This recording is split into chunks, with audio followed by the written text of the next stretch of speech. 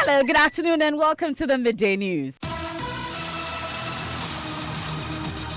This bulletin is coming to you live from the Joy 99.7 FM studios. Kokomlemle in Accra. Our digital address GA0993341. Also live on Love 99.5 FM in Kumasi. Affiliates across the country, including Kekeli FM in Ho, Radio Justice in Tamale, K-Poly Radio in Kufoidia. It's on ABN Radio in London as well, and around the world at myjoyonline.com. The news is brought to you by UMB Bank, UMB Speed Up, Digibank, Let's Go, Super Sim Cement, Build Your Dream, and Telesol 4G, just a touch. In this edition, government tasks ECG to probe power distribution services for its alleged use of funds meant for power operation to meet concession requirements after officially terminating the contract. That is one of the initial sort of observations that came about as a result of the initial investigations. These are some of the stuff that are going to be looked into. Meanwhile, energy experts question MCC's determination to allow fraud to go unpunished and urge government to explore other options. Is that what the MCC is telling us to do? That to cover up fraud. And fraud is criminal. There are so many options available to us going forward. We can look at the listing of ECG. We'll also hear from the minority leader who has described the termination as a financial loss to the state. Also, 37-year-old engineer who returned from the U.S. to invest $100,000 in Gold Coast Fund Management blames the Securities and Exchange Commission for its locked-up funds. What did they do over there? It's like, to me, it's basic regulatory requirements that needs to be monitored periodically as to what a fund manager is doing with people's money. We'll bring you details. Plus, gold dealership firm Men's Gold announces schedule for payment of investors' funds. New GRA boss reveals the country loses 3 billion Ghana cedis annually in revenue leakage through outright corruption. It's estimated that Ghana, by the World Bank, loses about 3 billion a year. And altogether, that 3 billion is more than all the development assistance we get.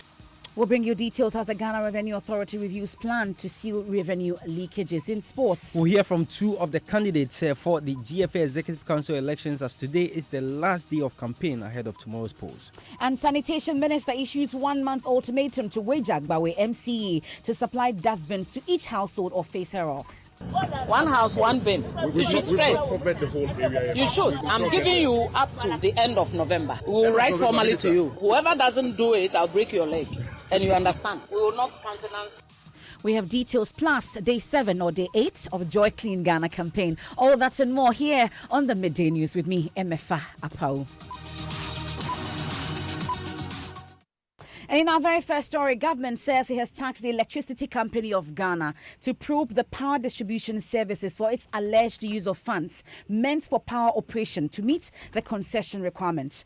PDS's ability to meet some of the requirement has been a subject of disagreement between Ghana and the MCC, resulting in Ghana losing an amount of $190 million, forming part of the power compact. The official announcement of termination was made by Deputy Energy Minister William Morekwedu at a news conference in Accra after the U.S. government issued a statement last night formally announcing that Ghana has lost the remaining $190 million of the compact funds due to the termination of the deal. Here are extracts of the U.S. Embassy statement. And continues to say that based upon the conclusions of the independent forensic investigation, the U.S. position is that the transfer of operations, maintenance and management of the Southern distribution network to the private concessionaire, which happened on March 1, 2019, was valid, and therefore the termination is unwarranted. As such, MCC has confirmed that the $190 million funds granted to Ghana as of March 1 transfer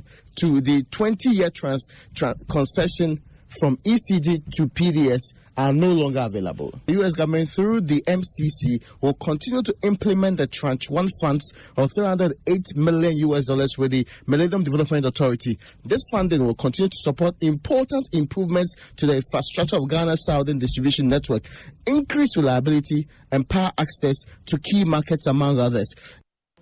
Well, at a news conference a while ago, Deputy Energy Minister William Morekwedu announced PDS up until this morning was still in possession of its distribution licenses. However, after the Energy Commission is officially informed of the termination, ECG will take full control.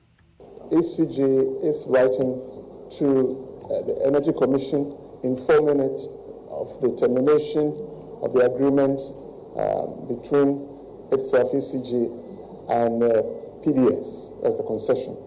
And this will trigger the EC, because if there is no concession agreement, there cannot be license for the PDS to operate.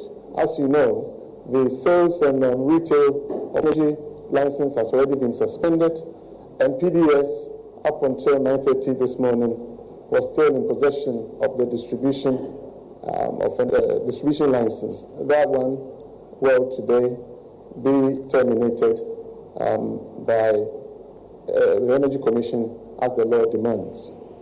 Deputy Energy Minister William Oreku Edu. Well, my colleague Kojo Yankson was at that joint news conference between the Information Ministry and the Energy Ministry, and he joins me in studio with details. Kojo, how is this transaction or to transition to ECG going to be handled such that it doesn't affect power distribution?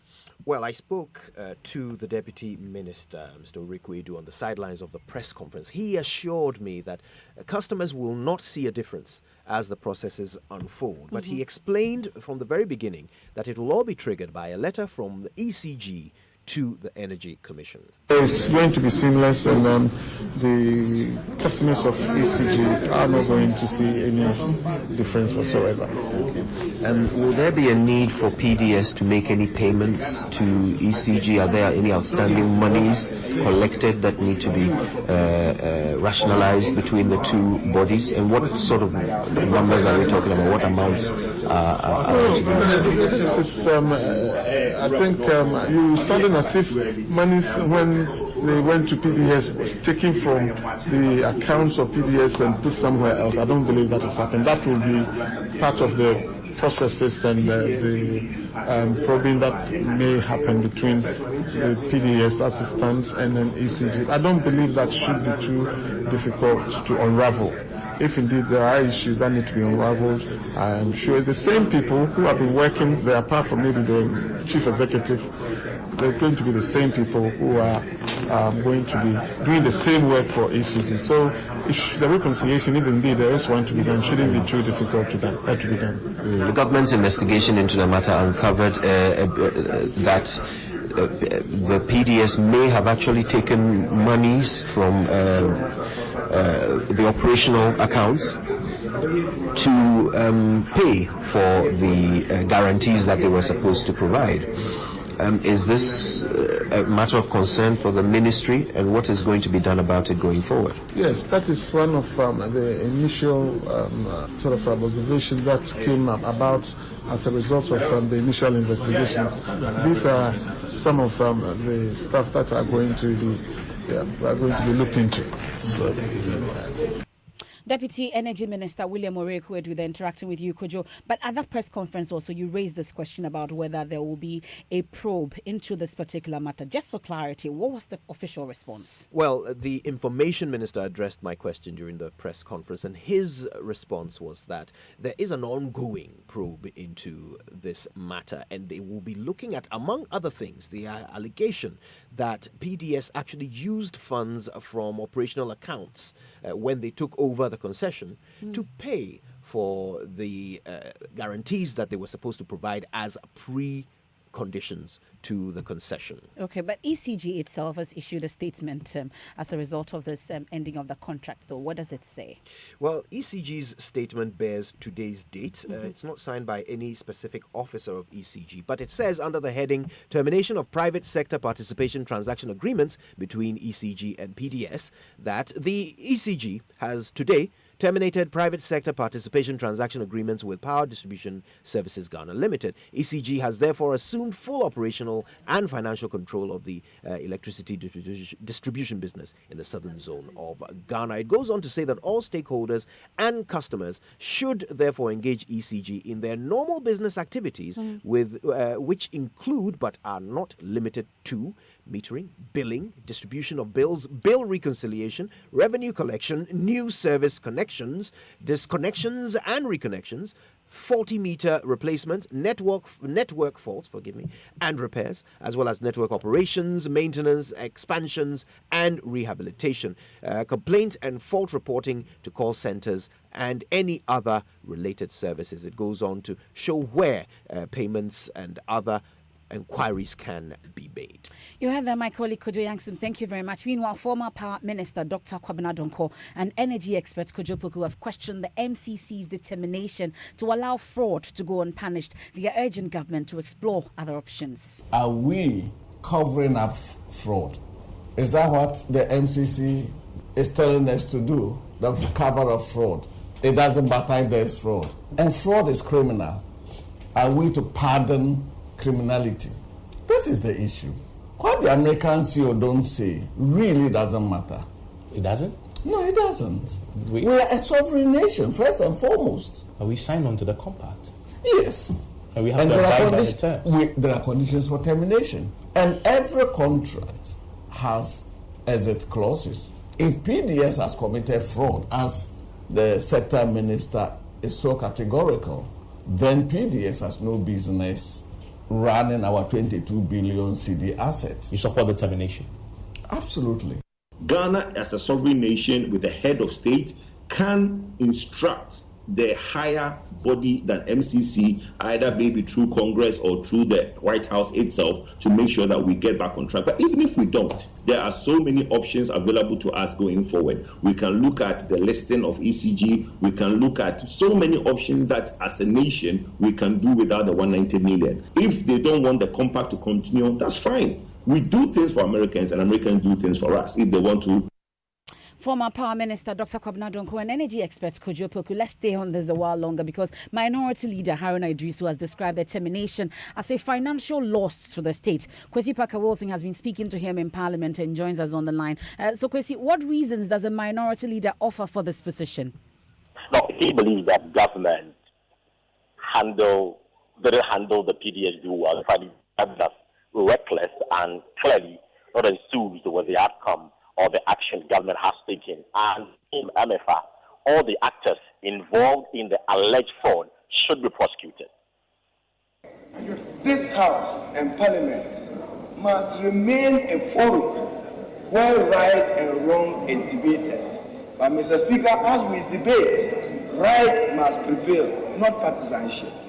We need to manage the expectations of the Ghanaian people and to address the nagging issues which still affect them: poverty, quality of life, and housing. So, Mr. Speaker, I can only say a warm welcome to all our colleagues and to pray, Mr. Speaker, that the Minister for Finance come on time to the election budget of 2020 so that thoroughly we can scrutinize it and make justice to it. Mr. Speaker, I need to serve you notice that we on this side, we are thoroughly studying the PDS agreement that has so been.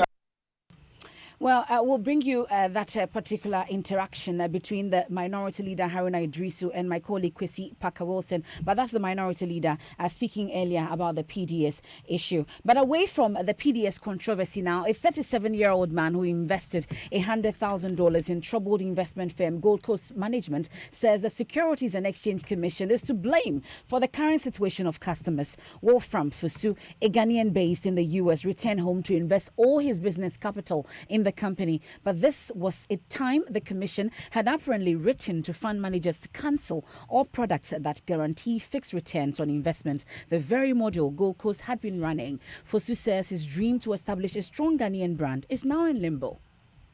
So if you read into the Act 929, it clearly states how they should regulate a fund manager. It tells them how to invest people's money.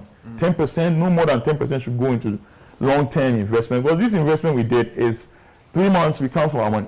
If Papa Kwesi is claiming, or Gold Coast is claiming that they've invested huge sums of money into government projects, he's published a whole list. We've seen it. Now, these projects we know for a fact are long-term projects, right?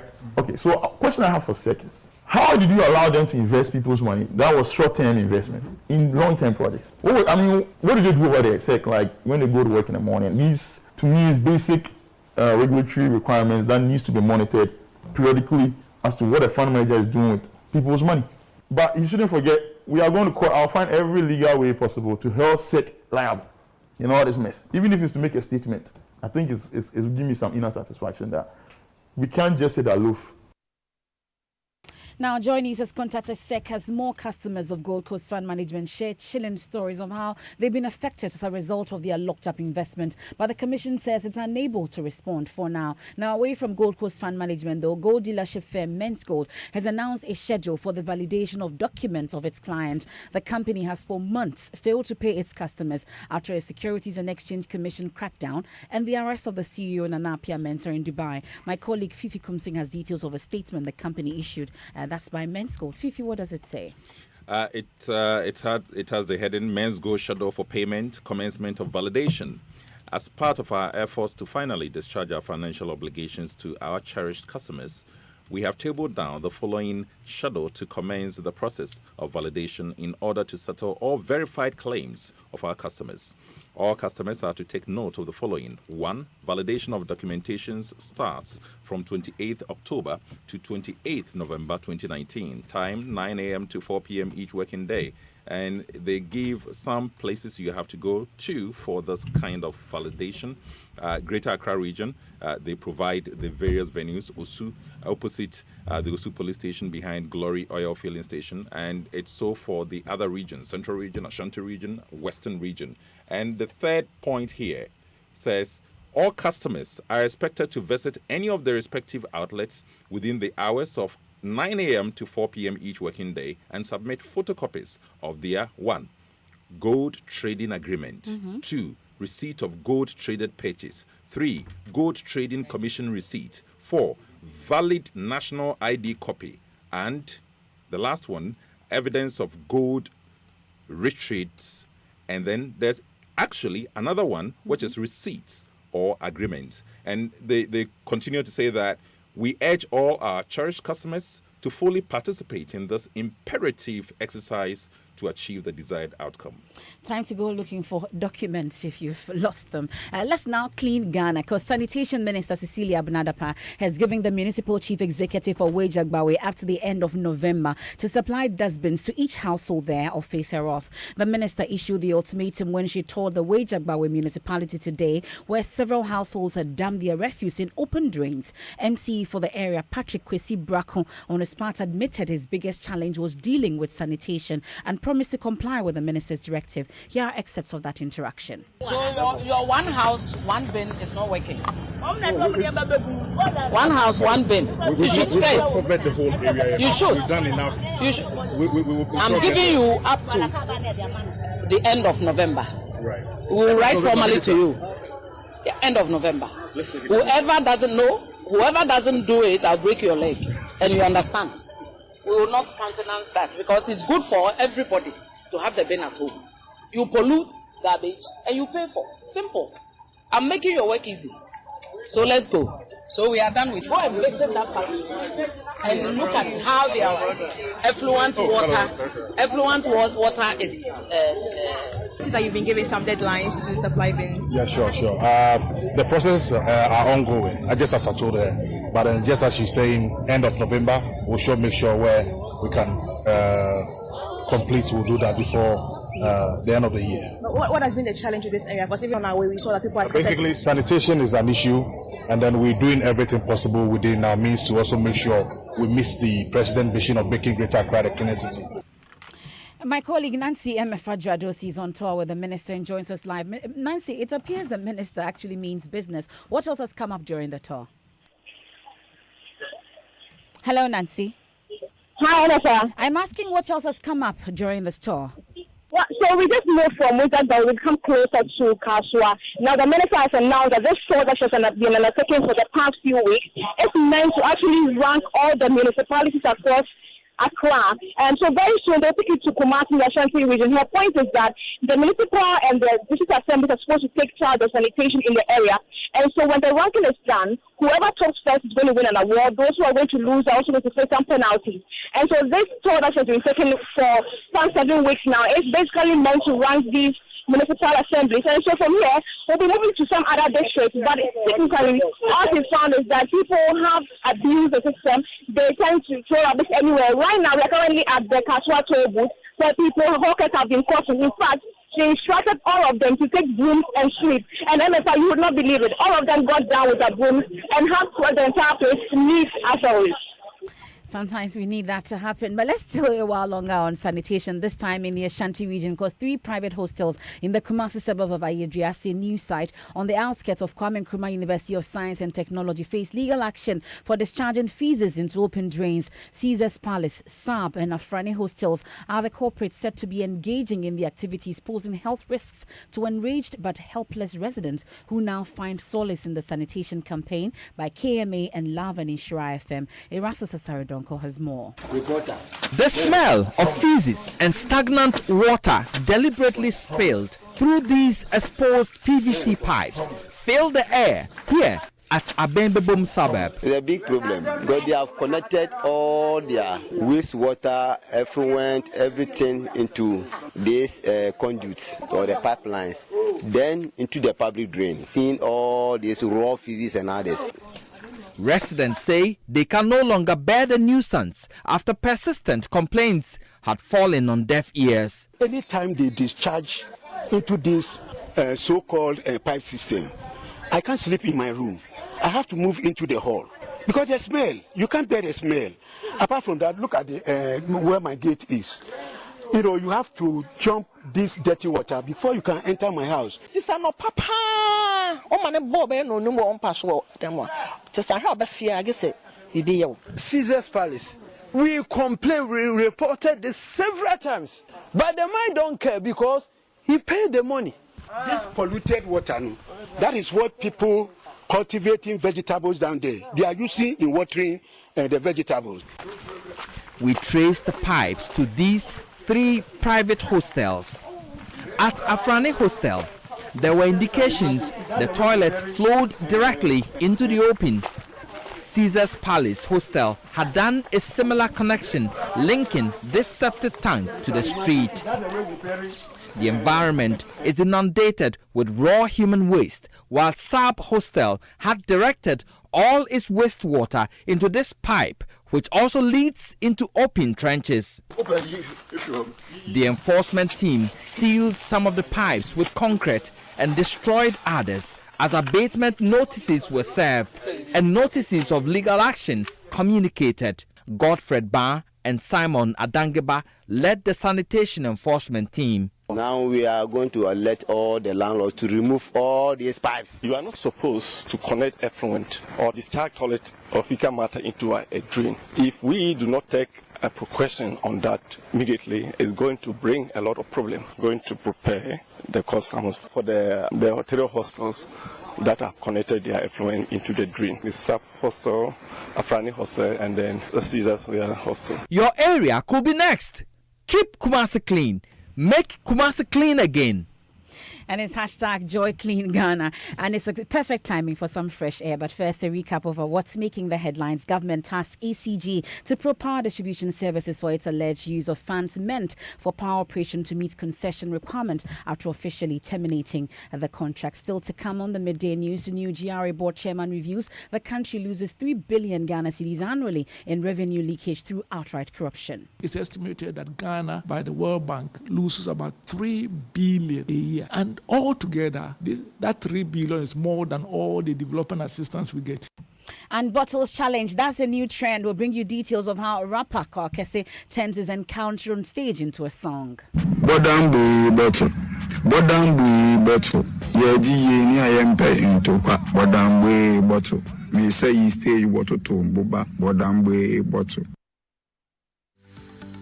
UMB was established in 1972 as the premier bank for the corporate and private sector in Ghana.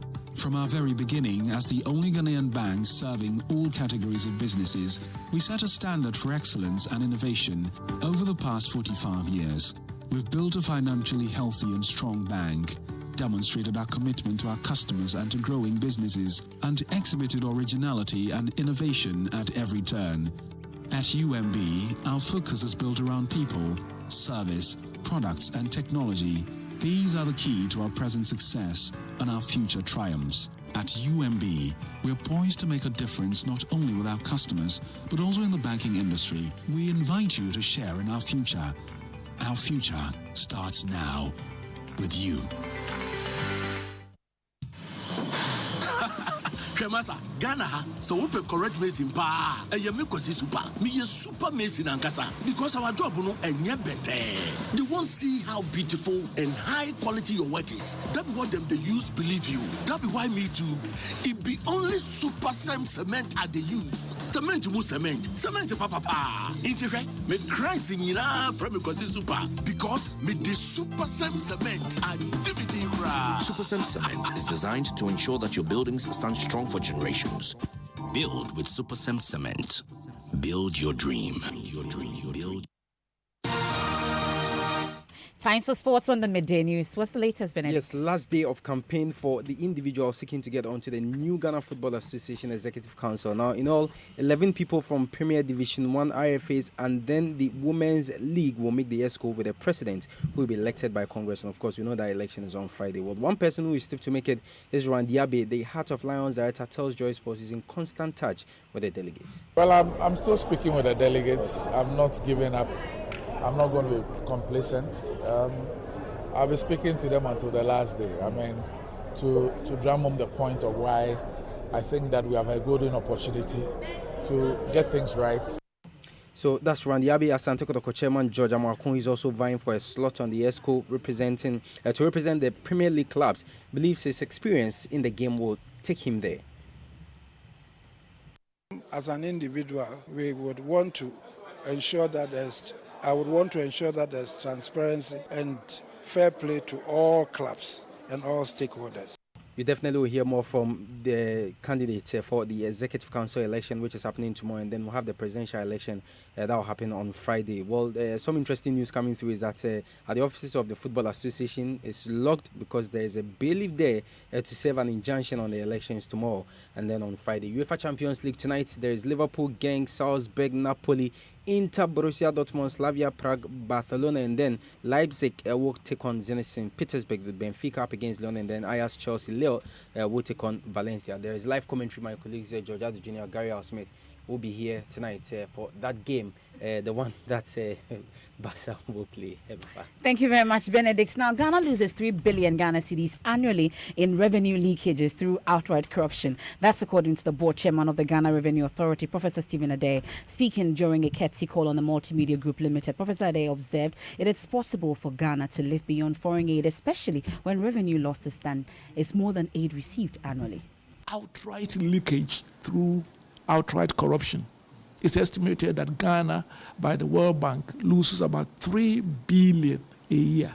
And altogether, that 3 billion is more than all the development assistance we get, which is actually less than 2 billion per year. So sometimes when there's Ghana beyond aid and other things, people don't understand it. If you have a leakage of 3 billion and you get between 1.5 and 2 billion, even if they are all disbursed, then actually you can live beyond aid by plugging the holes and stopping your leaky basket. And of course, we need to go forward and to get efficiency in our whole general administration. The visit forms part of the GRA's efforts to enhance revenue collection by working closely with all stakeholders and to ensure citizens understand the need to pay their taxes to push for development. That's the board chairman of the Ghana Revenue Authority, Professor Stephen Adey.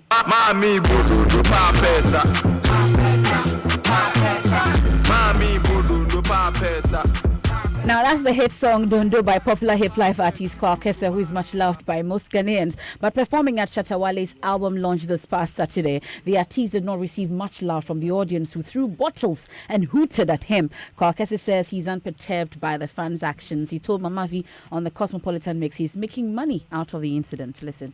Bodambu bottle. Yeji ni ayempe into kwa bodambu bottle. Me say you stay water to boba bodambu bottle. SMFU any Kwakesa dambu bottle. Bodambu bottle. So you're making business out of this? Of course. No wonder you're not reporting to the police. I'm making money out of that. But they made me money. When is this out? Yeah, people should watch out. This weekend we will start jam with bottle, and the bottle challenge will also be announced. I wish to see how the bottle challenge will be. Maps, what's trending on social media? All right, people are talking about the PDS saga. At Kwabana says, what are people praising? The credibility of this PDS stuff was doubted by several people, and the government boldly defended it. Later cleared them, and now this. Yeah, people are praising what? I just don't get it. At Enoch, Eric says, biggest scam ever. We're just watching you people keep billing us with unnecessary taxes and sharing it amongst yourself. And the last one is from Nana Yeba, who says, I love this bold decision. They thought they could scare us. Your guys engaged in a fraudulent act. We terminate their contract, and then you issue statements just to coerce the government. They thought we're robots, Abi. Thank you very much, Maps. And that's it for the Midday News on Joy 99.7 FM. There's more news when you log on to myjoyonline.com. I am MFR Pau. Thanks so much for your company. Stay and listen to the Living Word with Pastor Mensa Otabel.